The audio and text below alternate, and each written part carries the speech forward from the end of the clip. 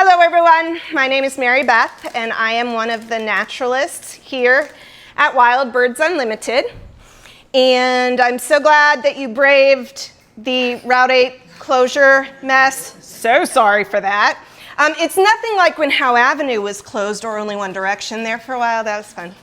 But I'm glad you all made it. It is a very special guest speaker tonight that we are so glad to have as a friend of the store. And a couple of things, we do have some refreshments, and there is a restroom should you need it all the way in the back of the store. Don't let Rachel scare you, she is back there working.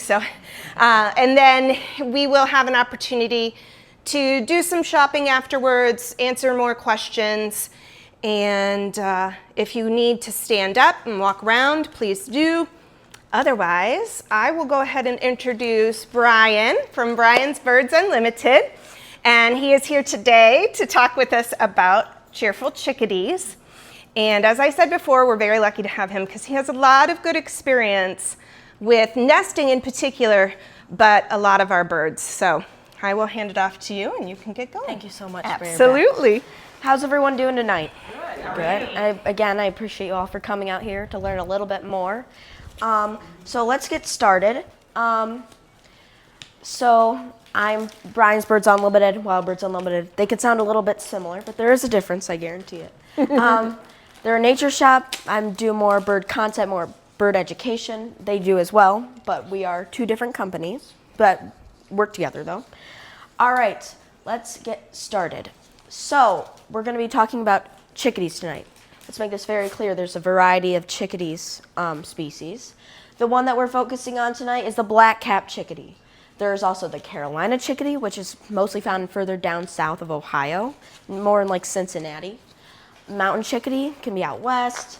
Chestback chickadee, we have the boreal chickadee, the gray-headed chickadee, which is pretty rare, and the Mexican chickadee. Only the Carolina chickadee and the black-capped chickadee can be found in Ohio. Before you ask, because you will ask, what's the difference between the Carolina chickadee and the black-capped chickadee? So I've noticed, personally, that helps me, is that the black-capped chickadees can have a little bit more of a darker tuft there. It can be kind of like brownish, a little refined brownish, and they're pretty gray underneath their belly. I know the picture quality isn't perfect there. But yes, those are the types of chickadees that there are. We are going to be focusing on the black-capped chickadee today. They are all pretty similar, but we're going to be focusing on that one. All right. Here's the basic information. The length from tail to cap is 4 inches. They weigh about 0.49 ounces. Their wingspan is 6 to 8 inches. They have very, very large wings and tail. They molt in July and September is when they shed their feathers and refresh before winter comes. And their average age span is from 2 to 3 years, but the oldest chickadee on record is about 11 years old, 11 to 15. So they can live a long time. It's just the average, and that number has dropped lower due to some of the human causes. So, they're a small bird with a short, like rounded bill. It's a little pointed at the tip. They're a medium-sized head. They have long wings and a long tail, which I'm sure you guys have already noticed. They gather in feeding flocks in the meadows or woods, depending on the season. So if it's spring, they're probably only going to be with their mates. And they mate for life, but we'll get more into that later. But in the winter, they do kind of stick more together than they do in the spring / early, late summer. They have a sweet, high-pitched call. They're a sing-songer. Identified by the dee-dee call, as we all know. They can sound really happy or really angry. The dee-dee call definitely sounds a little bit more angry to the degree. We had a video on here to show you of the dee-dee call, but for some reason it is not. Oh, here. All right. We're not connected to them. So we're having some technical difficulties. It wouldn't be a program without some technical difficulties. All right, here we go. Okay, we're connected again. Should. think we're gonna refresh. All right.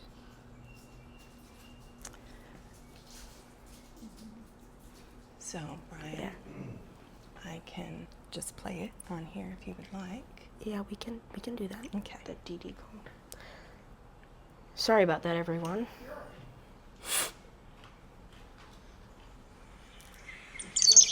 Oh.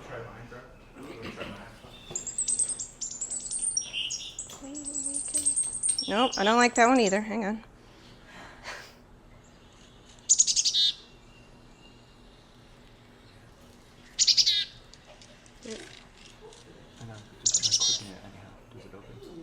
What if you close on presentation? There. Hear that? That's the one that's most classic.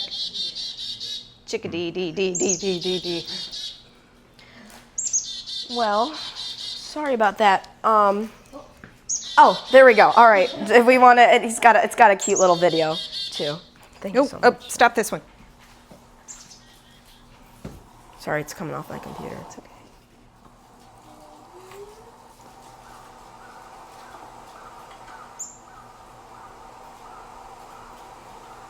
Come on, give us one more. There we go.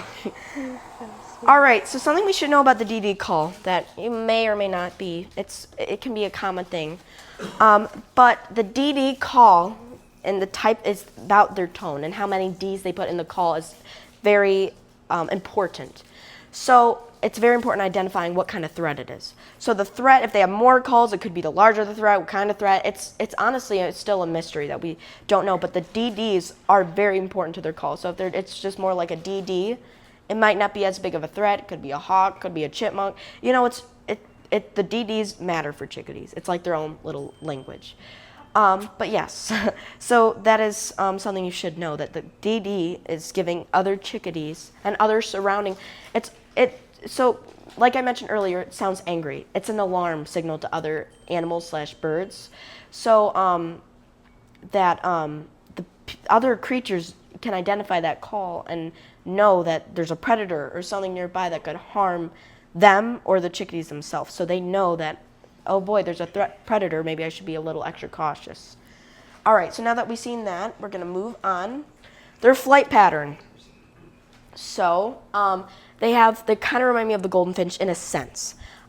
So if my hand were a chickadee, or here we got a little friend here. So Oh, perfect. so they push off, they're gonna dip, they flap, they dip, they flap, they dip, they flap, they dip. So it's kind of like a shudder and then dive, shudder, you know. So there's definitely a pattern. It is similar to the American golden finch. Can we get a raise of hands how many people have seen that, if they know what I'm referencing to? Yeah.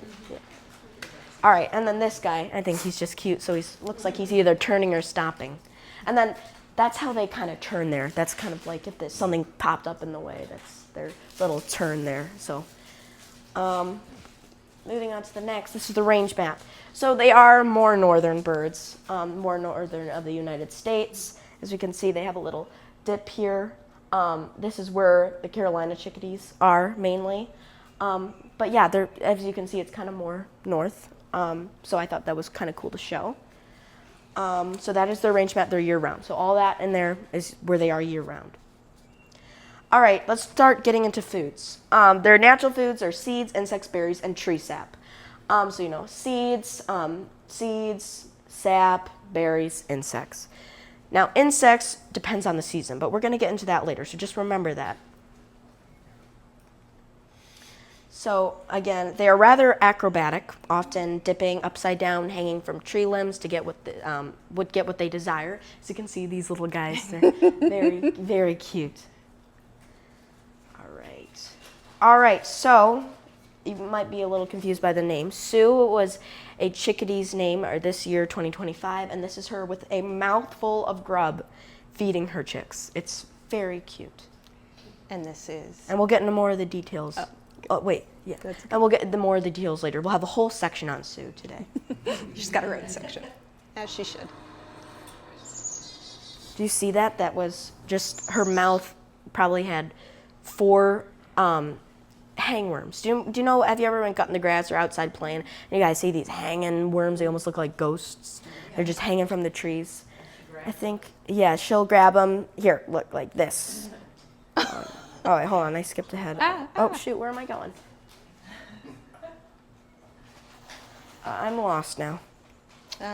Nope, almost. All right, here we go. All right, so these are what she's taking, a little more of an up close there. Something that I do want to mention, and is my mom's favorite part, when chickadees are babies, and I'll probably say this again today, they don't, when they're placing, if you ever seen a video of a mama bird placing a big giant worm into a baby's mouth, they're not placing that whole thing in there. They're squeezing the juices and the rind, the meaty parts, not more of like the actual liquid of the worm out into the baby's mouth. The guts. The guts. So she's just like squeezing it right from her bill right into the chick's mouth. That is so cool. And then this is a hangworm. This is what they kind of look like out and about. Pesticides. Let's talk about pesticides because this is very important, and a lot of people, and it's not just pesticides. It's lawn care products. It's keep away insect products. So these are all huge factors on the impacts on the chickadees, and there's the next slide will show. But I want to just notice some things about this. When we see people wearing these, when they're spraying lawn care, they're wearing masks. This is what, I understand that it can be very beneficial to our lawn, but it's also hurting a lot of things. It could be even harmful to us. And I don't know about you guys, but we don't put anything in our lawn, and I think our lawn is pretty nice. So, but it has a huge impact on many songbirds and other creatures that we really don't think we're harming, but we are.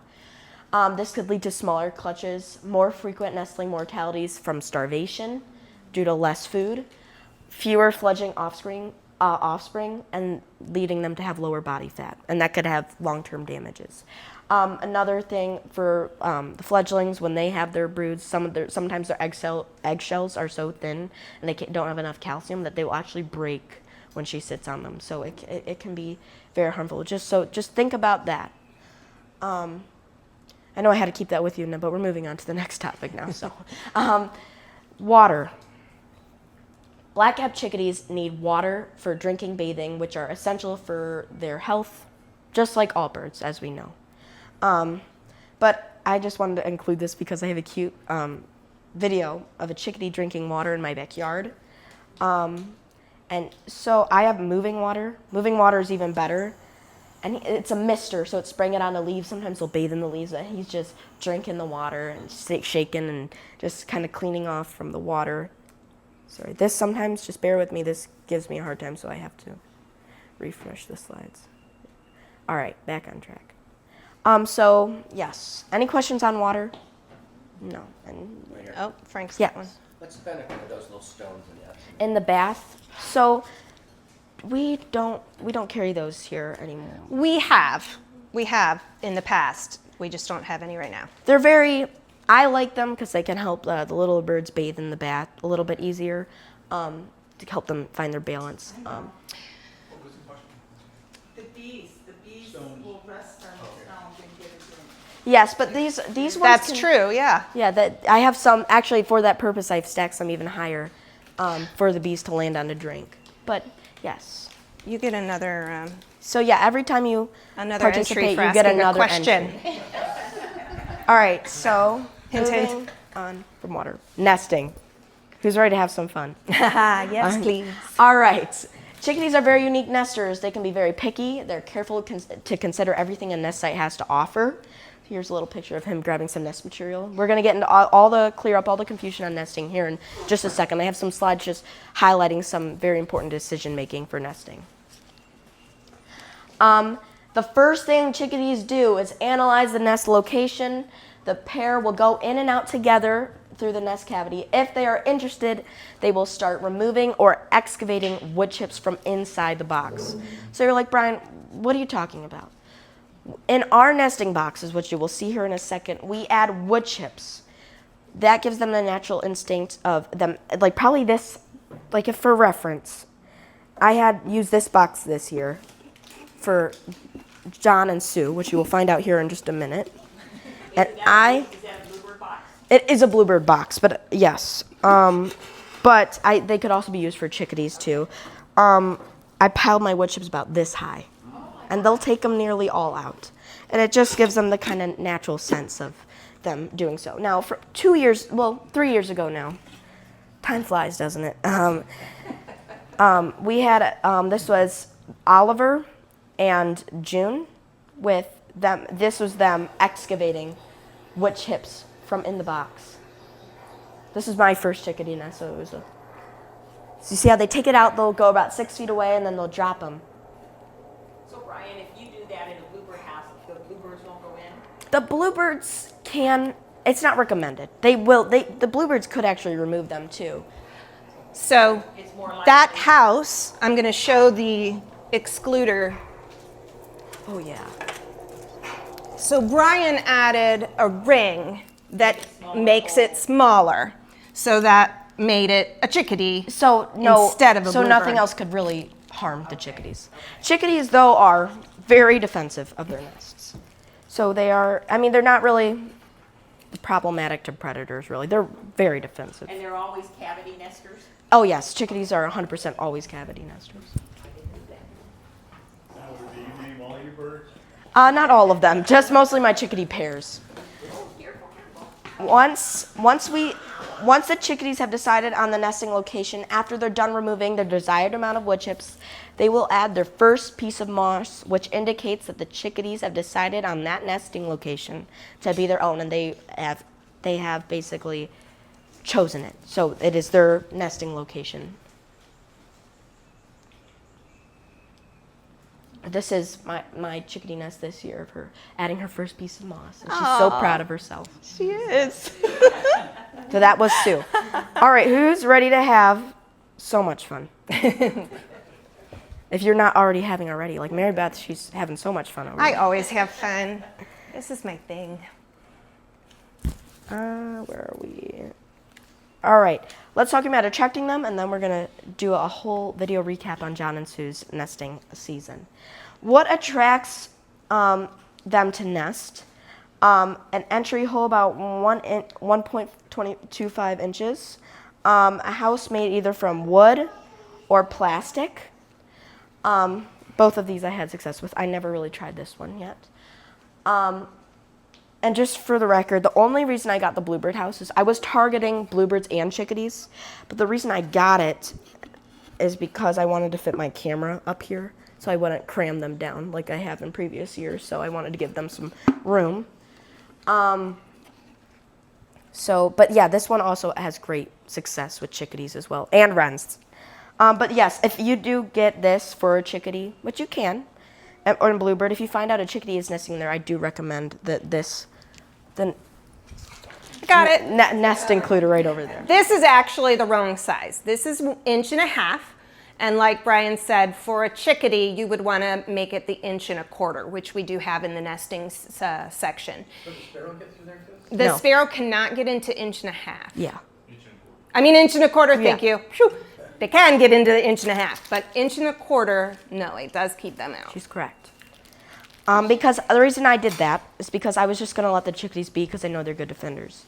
But while they were still exploring, a male house sparrow has gone in there and attacked the male chickadee, John, which you're about to learn about, and did take a couple feathers. But he, no pun intended, but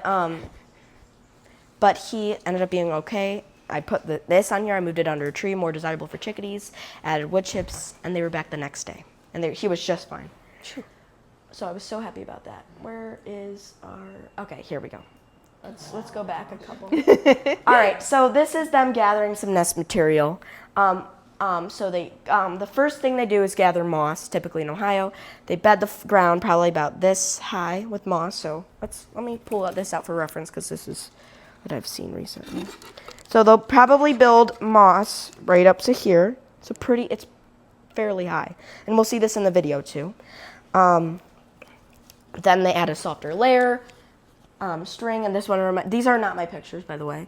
But this one reminded me of because my chickadee would hang upside down, and we had these custom baskets that me and my mom would take this class and my grandma every year, and they were actually pulling the threads off of those baskets to build for their little string nest. So this is like very similar material, and it reminded me of that. What you do not want to use is like dog hair, pet hair, your dryer lint. It could have chemicals in it, dangerous to birds. Same with your pet hair, believe it or not. So that's why you could also check with your veterinarian or just see what they're taking and do some hard Googling if you really want to put your pet hair out there. But overall, I do not recommend it. I recommend this, though.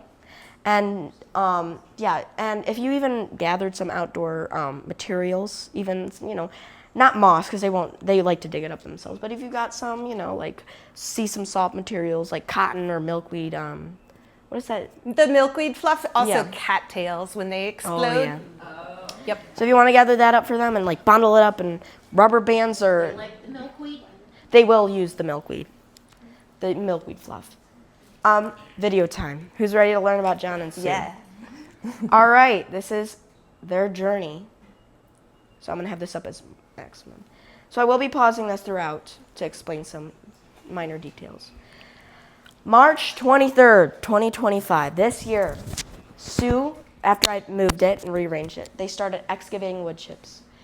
I added a lot more. So this was probably,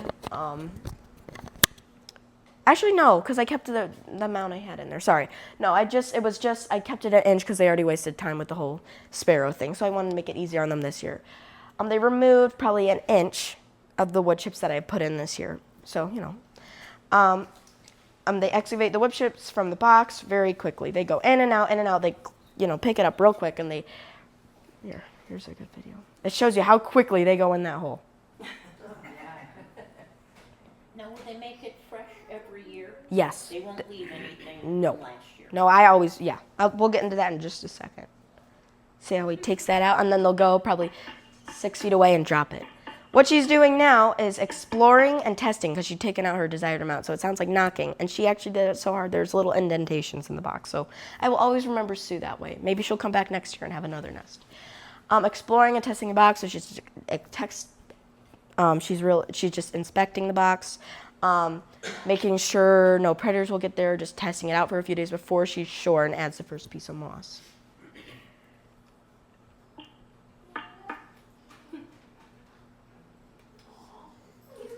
So proud. What kind of camera are you using? Green feather camera. There are a UK brand that has these. They make internet ones, internet ones. They are more convenient options. This one I picked because it helps me live stream to YouTube because my subscribers are actually watching this live happen all spring. They have gone up because they are out of country and there's new pricings on items. But yes, so there are cheaper options here in the U.S. Green feather, yes. So that's her testing. That's my ex. And the wood chips, you guys just use regular pine chips? We went to the pet store. Okay. Don't use wood shaving, wood dust. You don't want to use like sawdust. Sorry. I'm all scrambled right now. Just like what they use for guinea pigs? Yeah, that's perfect. That's exactly what I got. I was like, Mom, can you, the first nest I had probably back in 21. Lots of options. There. Just make sure there's no chemicals and Yep, no problem. yes. And you talk to me after. Well, I'll help you get you all sorted out too. So then she has the first piece of moss one day later. She's so proud. I remember this day, a little scratch. I remember this day like it was yesterday. Anyone's car? All right, never mind. I remember this day like it was yesterday. I was in I remember this day like it was yesterday. I was in the University of Notre Dame's campus in their bookstore. My sister is now in the University of Notre Dame. She loves it there. She's so happy. She couldn't be happier. But we were in the bookstore getting her ready to be settled and to move in the spring. You know, this is March, so she still had like a month or two. It's pouring outside. Whirlwind of tornadoes happening outside. So we're in that building, and I see her, watch her bring that in live, and my heart exploded because she did it, and I was so happy. I remember that like it was yesterday. You were there. My grandfather in the back, she was there. So that was her. And then this is April 1st. It's just 2 days later. She's already. The female does that? Only the female will build the nest. The male and female will explore and remove the wood chips. Now, if you listen closely, you can hear the male calling for outside, doing the sweet call, or the sweetie call, as they like to say, and it sounds really sweet.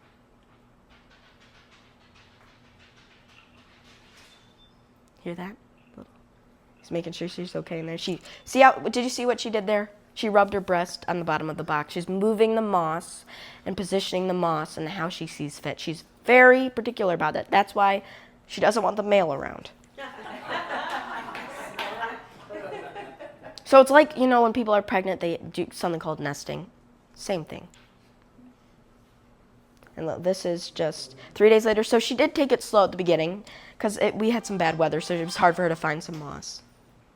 So that's her repositioning it. And you think they're like just unnecessary changes, but to her, they're very big changes. This is 8 days later. That's probably about 3-ish inches, I would say. Sorry, I have some weird skips in the video. And we're going to have a big skip here. And then, hold on, let me get the words to come up. April 14th, the first egg. Now, you guys are going to love this. So I actually have something for you guys all to look at. So chickadees, another bird that's in that box is the house wren. And the house wren is the same exact egg, but we sadly had an attack on their nest this year as well.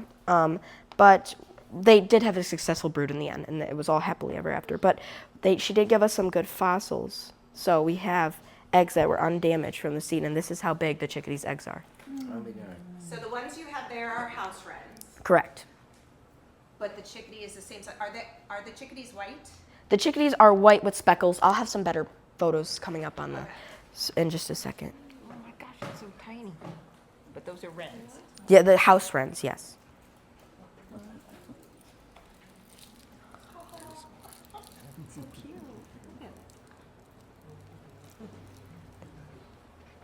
So this is a real egg. Looks like a jelly. Oh. Take that around. Oh, yeah. And then you can go back up. There we go.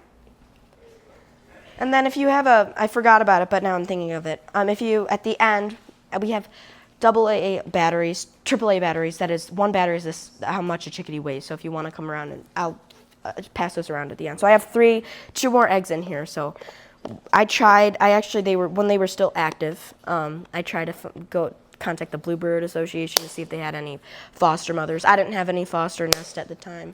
I did, but they were too far ahead, and that will cause more harm than good. So the wrens abandoned the nest? After the raccoon attacked. Oh. Yeah, and you know, it was at 3 a.m. I woke up. We had family over. I have it on my Google, so I like to watch them at night, make sure they're okay. And it was all ruffled up, and I woke up at 3 a.m. I bolted out the door at 3, unscrewed the box, tried to save. I rekindled the.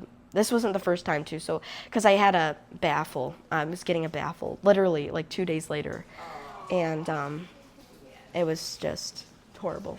Now, this doesn't apply to this box because it will be way harder because I have that metal thing here, so it's already a smaller hole, and it's very thick here, like this on the front here. For this box, I speak for this box only, so it would be hard for the raccoons to get inside this box. So there's not all my nesting boxes have baffles, but I'm more educated on that now. I still don't have them all baffled, and they don't all need to be. But the house wrens, they're not very defensive. They will bolt out of the box. The chickadees will do, and I wish I had a video of it. I'll show you at the end. I'm sorry, I didn't think about this until probably just now. They do this. They do, and I have put a lot of time into this. But they do this snake display where they scare away the predators, and it's the coolest thing. I'll show you at the end. The chickadees will? The chickadees will, yes. This black thing on This is Grid. the ladder. Oh, this will help the chickadees when they get older. Maybe help them get out of the box. We Here. call it a fledgling ladder, and it should either be mesh or it could just be grooves in the inside of the box. All right. So that was the first egg on April 14th. Then April 15th, so they lay 1 egg a day in the morning, sometimes 2. But yes, that is the premise of it. Early in the morning, like 5 in the morning, they'll lay another egg. And then on April 19th, all 6 eggs. We got a little ladybug in there. Is that like the average? It is 6 to 8. My biggest brood was 7. And then they started hatching. Look closely, and I got this. I'm so happy. Oh my God. It's exactly. Oh, that is so cool. It's gonna come out of the whole egg. It's amazing. Mama's in the hole. This is her first day of baby, so she's a new mama. This is her first year because I raised her last year in Lucy and Lenny's box. So so she's a new mama. I could tell by her behavior, her feathers, her looks, and her personality. But look at her. Oh my gosh. And so she'll go in there, and she will actually eat that eggshell. That's how I knew that that we had one hatch, because in the middle of science class, the science teacher heard me screaming because he brought up an eggshell, and I was so excited. And she started eating. Here's a little close-up little picture. Those are my noises. Oh, those mouths. And so they all 6 hatched, so I was very happy about that. May 8th, they're getting bigger. You could see their feather follicles starting to form on there. They're so cute. Their eyes are still closed, so they can't see anything, but they could hear their mom. And then you could see their feathers are actually poking through their skin. They're not popped yet, though. It's just so cute.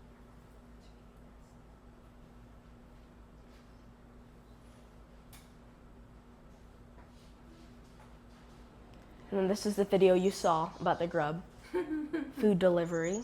And they will also take out their nestlings' poop, too, and they'll discard it. Or sometimes when they're that little, they'll eat it because they can't filter out all that nutrients. I know it sounds gross, but in the bird world, it's not too gross. It's called a fecal sac. A fecal sac, there you go. There's your vocabulary for the day. Why am I the gross stuff here tonight? Look, see, they took that out. Did we see that? May 18th. So something I just want to make real quick so we could keep moving here. Under this nest cup, she had an awning, so you cannot see all the chicks at the same time, something I've never seen before. So I was learning just as much as you guys are now. And I could not see that when I had to remove the nest because they eventually get so big they squish the nest down. So, but yeah, there's a whole bunch of babies under there. This is that food delivery that we saw on the outside. This was what was going on the inside. And there we could see all 6 heads there. Does the male bring food or just? Yes, the male and female work together. Do they mate for life then? They can. But I'll tell you. I'll answer that at the end of the class because there's some details into that.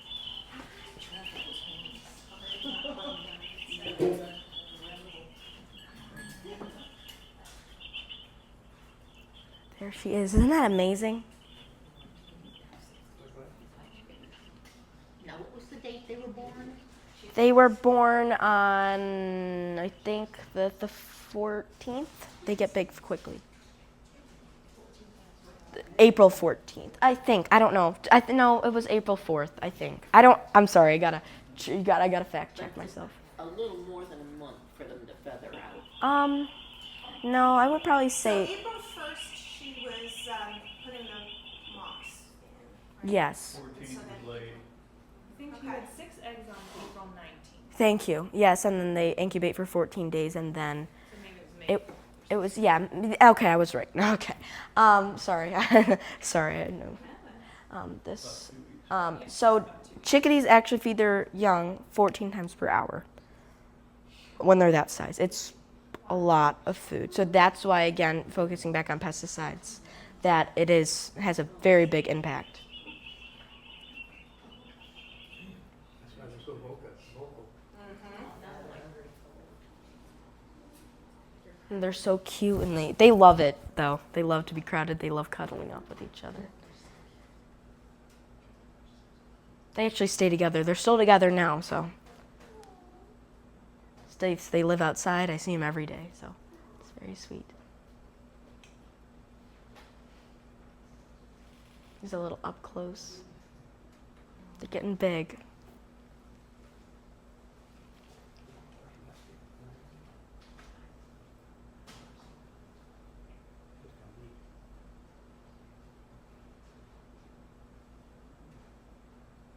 May 19th, 2 days before they leave. I remember the day they leave, though. Yeah. Is that like the canopy you were talking about? Yeah, see how they could kind of see it because they're getting so big. They're walking around, they're leaving the cup, and they're squishing it down. Too cool. One more day before they leave at this point. So one thing I want to mention, probably the last time I'll interrupt the video, is when this was going on, I got sick. I don't know what I had, the stomach flu or something. At this point, I was basically better.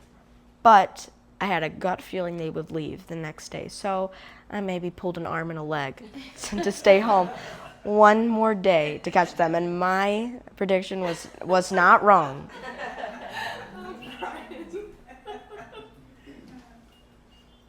Look at them. Look at his eyes. Look how big they are.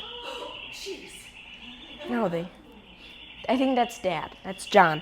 So I named the chickadee. I want to make sure I say this before I named them after my 2 grandparents back there. My subscribers vote on the poll every year. I've been putting John and Sue for about 3 years now, and they finally got elected now. So there's Sue in real life, and there's John. Good job this year.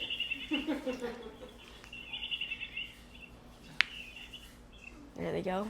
Time to leave. See how they're stretching? So they'll be eating at the hole, exploring, looking out hours before they leave. So we'll be able to see them leave because I'll be there recording because I saw this live and I jumped out of my bed. But we're just going to watch them all leave the box first, and then the outdoor video will show. And sometimes it's the cutest thing. They'll bolt out like they're going to do, and then they'll back right up. Just kidding.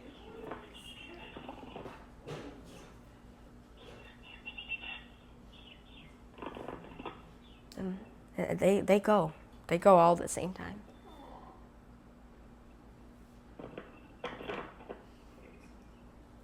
Is that one clinging to the side? Yeah, he's clinging to these air vents in here from the inside. Okay, yep. He's all right. I know it sounds quite violent because the microphone's right there and he's like hitting it. Once they go out, they don't come back in again, do No. Mm-mm. Maybe in the winter when they're roosting for the night, but it's never really scheduled.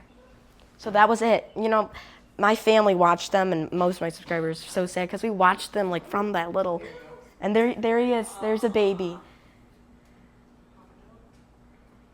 So sorry, I was so shaky. I was so excited. I was so sick. I was. Oh yes, very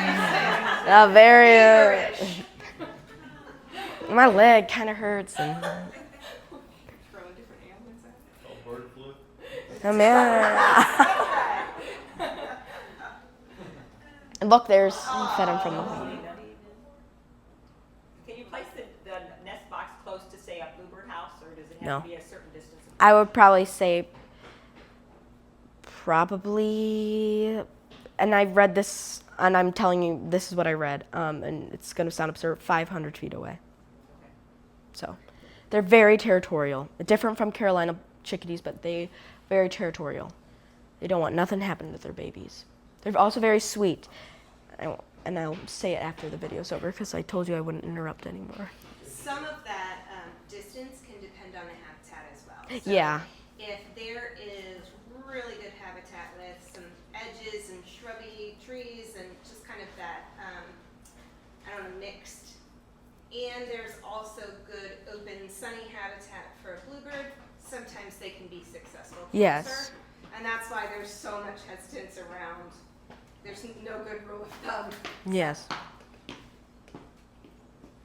This is them leaving, all the chicks.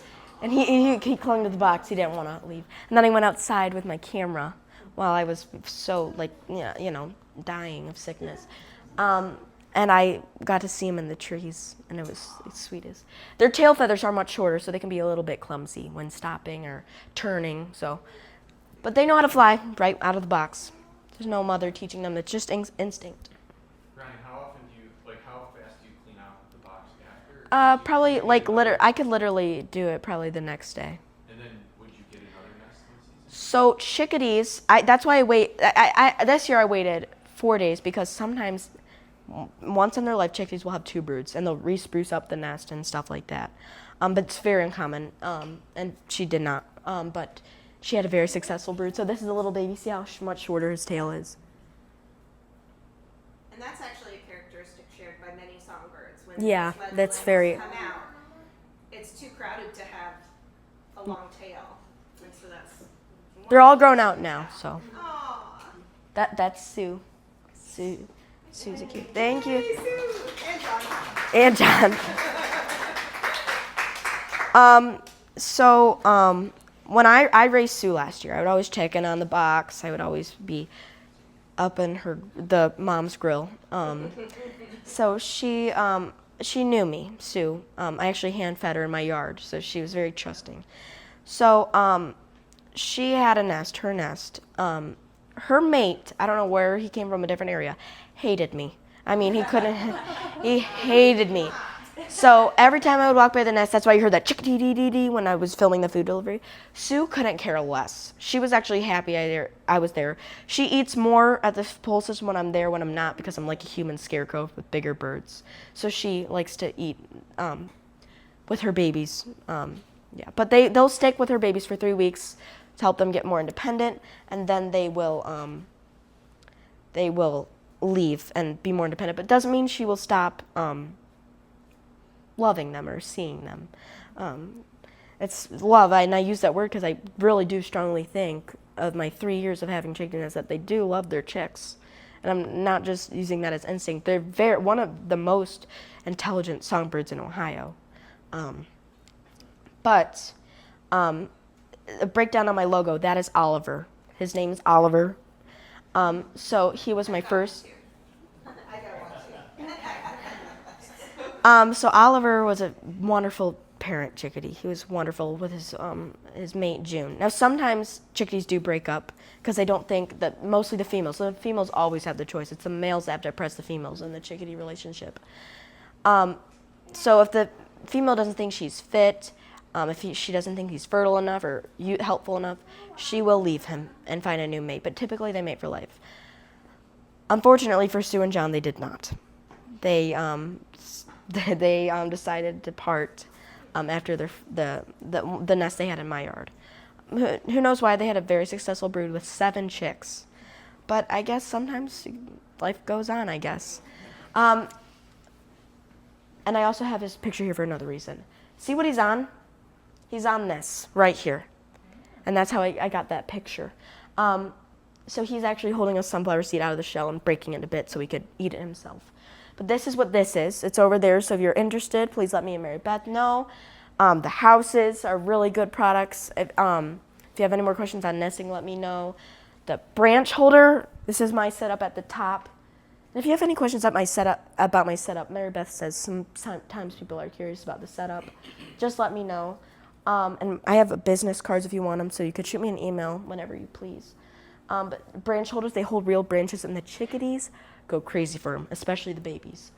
Bird bath with moving water up there. See how with the chickadees up there? Those are mostly the accessories. Let's see what I have now. How do you tell the difference between the males and the females? All right, yeah. Let's do questions first because then we have the ability to. Yep, that's fine. I didn't think about that. Any questions? Questions?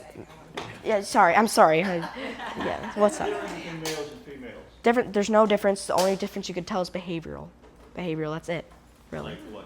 Like, Like who's sitting on if.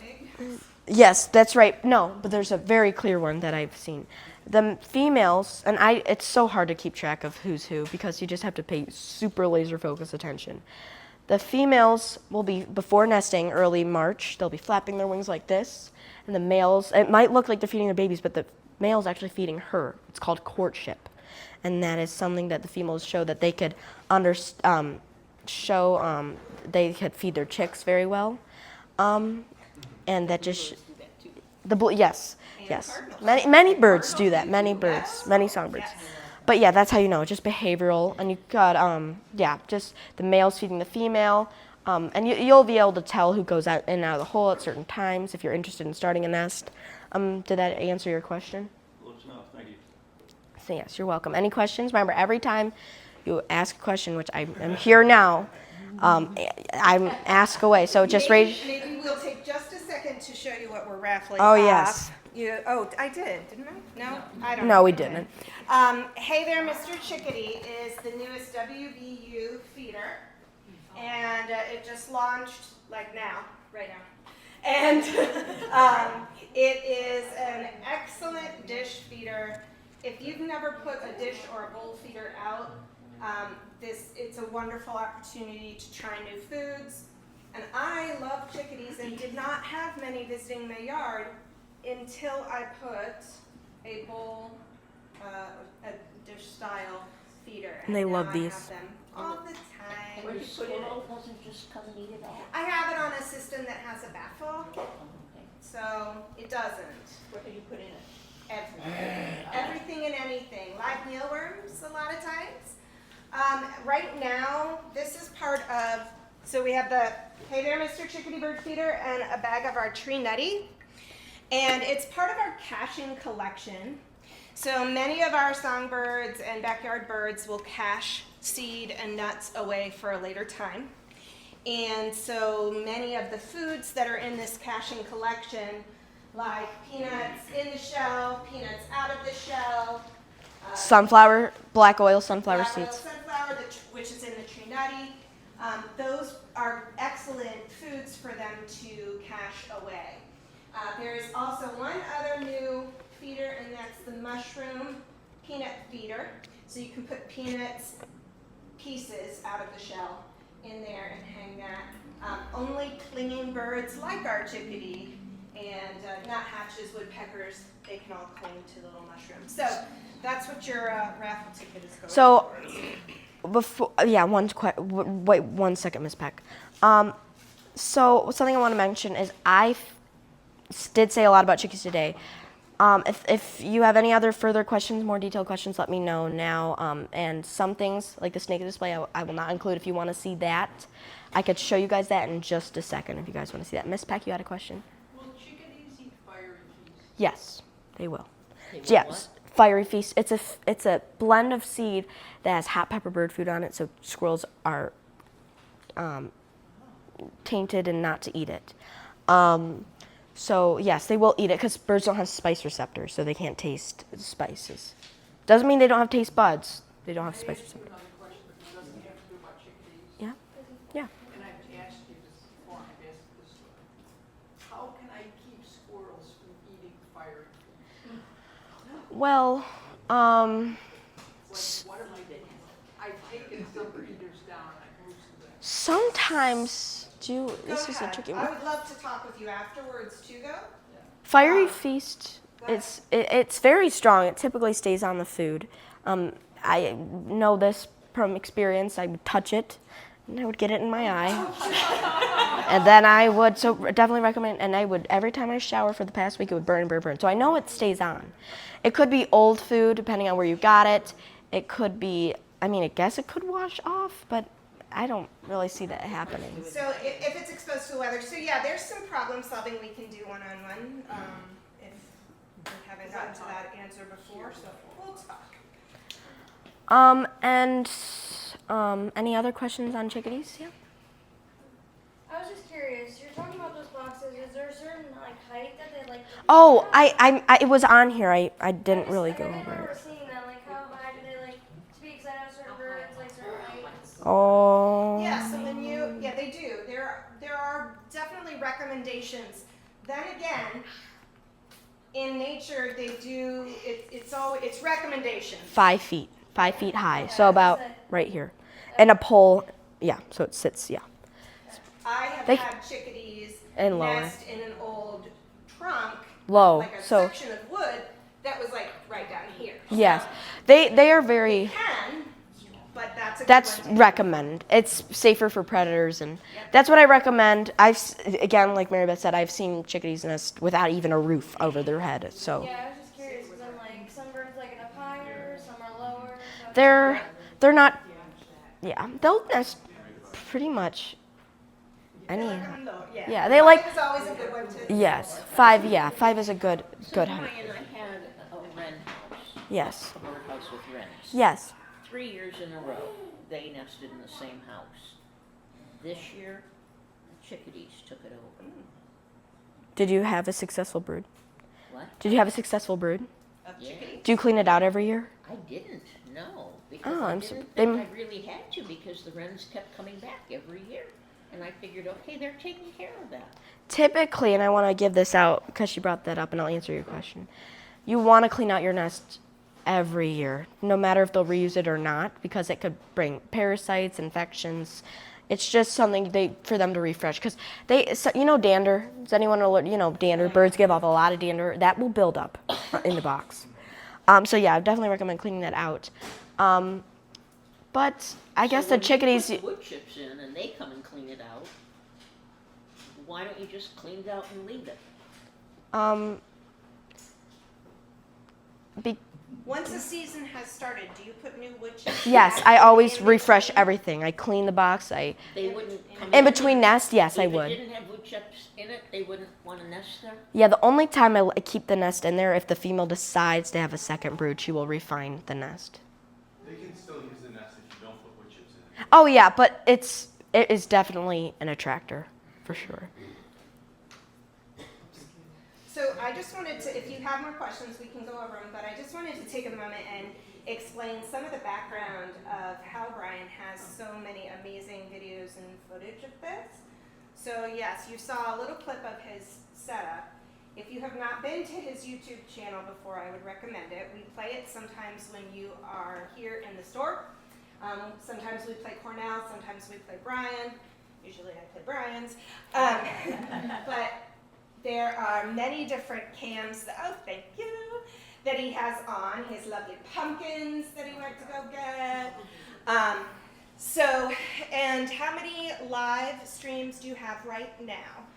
5. Okay, so you can choose the different live streams. You can This check one is them out always as- up. So, What's that? this one is always up. So we have 2 very always up ones, which is the critter cam. Well, not 2. We have 3. The main bird cam, the critter cam, and the live finch cam. The finch. Oh. And then the other ones are This seasonal. finch setup is. Well, if you've been to a goldfinch class here, I've shown it. So definitely check those out as well as beautiful, as well as some of the videos that he does himself in the shorts. If you're not familiar with YouTube, there's a couple different options you can go to once you're on someone's page. So I give yourselves some time to go down the beautiful rabbit hole. Look at them. I love it. So, so he does have cards up here. We have included one in the raffle basket, and there's always some up in our.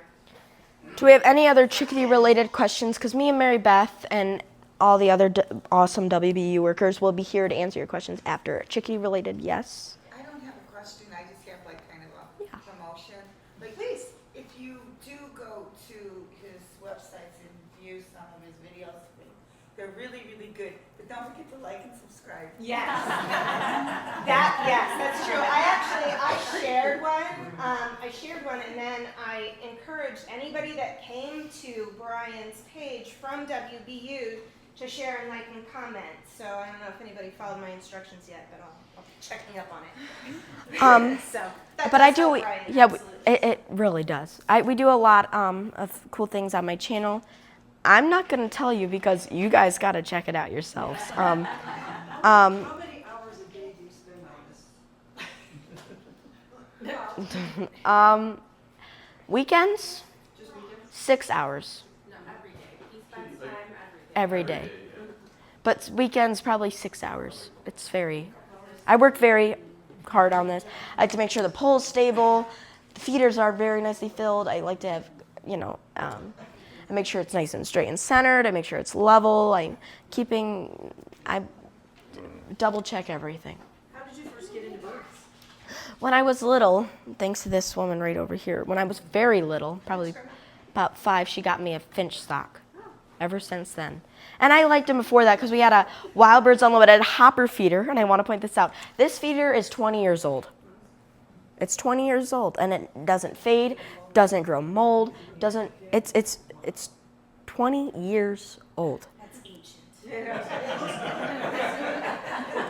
you sell that very well? I did. Back when I was just a tiny time. Yes. It is in good condition, and they are wonderful feeders, so yes. Thank you. If you have any questions on the setup, I will help you find those feeders in here. Ms. Peck? I can tell you guys, I have known Brian since he was in middle school. I worked in the library at the school. She would play my channel every day. And I would play, we had 4 big monitors that we could make one big picture of in the library, and you could see it out in the cafeteria. And for a good part of the day, I would play Brian's birds. But he would feed in the morning. He'd feed the birds. I got to school at about 7, sometimes earlier, and I would turn it on. And he would usually turn his camera off for this. His finch feeders are my favorites, and that's why I have the finch feeders. But he would go out there, if he didn't turn the camera off like for the finch feeder for this when he was feeding, I would see him wipe the dew off the top of all these. He normally turned it off. I mean, everything he's saying is true. I wouldn't know about birds if it wasn't for Brian. My dad, who was 90 in Michigan, got bird feeders because of him. He's married and has 2 kids, and lives near Fort Wayne, Indiana, on 4 beautiful acres. He has miscellaneous feeders in a squirrel playground because of Brian. But I will always, I am retired now, but I always will remember Brian wiping the dew off the feeders when he went on the feed if he forgot to turn it off. My channel, I've been doing birds for a long time, but my channel just had its 5th year anniversary, so we've been live streaming since 23, so we've been. It doesn't look like that because there's no maintenance. And he would, in the winter, he'll have like lights up around some of those. Christmas lights, we're very, very celebrated. Well, Raffle time. oh, let me get to the slide because I work. Raffle time. Oh, you can just leave the, okay. Oh, yes. That's okay. Maybe, yeah, we'll leave it, whatever. Either way. All right. Brian, Oh, pick one oh, out. yeah, I Okay, will. get your tickets ready. We're going to call off the number. Brian, pick one out, and I'll call the number out. There we go. Okay. 0, 4, 1, 3, 9, 4. Yay! Woo! All right. I'm going to take this over. You get the grand prize. Just pick one. Oh, no, you get the whole box. Thank you. Oh my gosh. Fun. So much. Excellent. I'll verify it. Good job. I guess we got to run it over a couple checkers. So at this point, you are free to shop around, have some fun. If you have any questions, talk to any of the WVU workers with the name tags or myself, and we will help you out. Anything you would like to add, Mary Beth? Yes, everyone gets 20% off the regular price of one item tonight only. So you're welcome to do some shopping with that. I encourage you to shop. If you have a WB University card that you need filled out for being here tonight, we can do that at the counter. And we have a whole list of things coming up that we are active in. We're having bird trivia night coming up this Thursday. We think This so. Thursday? We might be there, so. Next week, Thursday. We do ask you to register for that, so there's a QR code up there, there's information. We have Flying Squirrels is the next in-store program. I will be doing that one. That's later this month, so registration's open for that. And we have Nightmare on Front Street in Cuyahoga Falls. We're going to have a booth there. Lots of fun things, so always check up on what we're doing. We're running, I'm running around everywhere with that, right? So yeah. Two quick things I want to add. If if you do go check out my channel, I will be featuring this feeder very shortly. And I want to give a hand to Mary Beth because she does a lot for me and my family, and she is my mentor, and she helps me out so much. So let's give her a hand.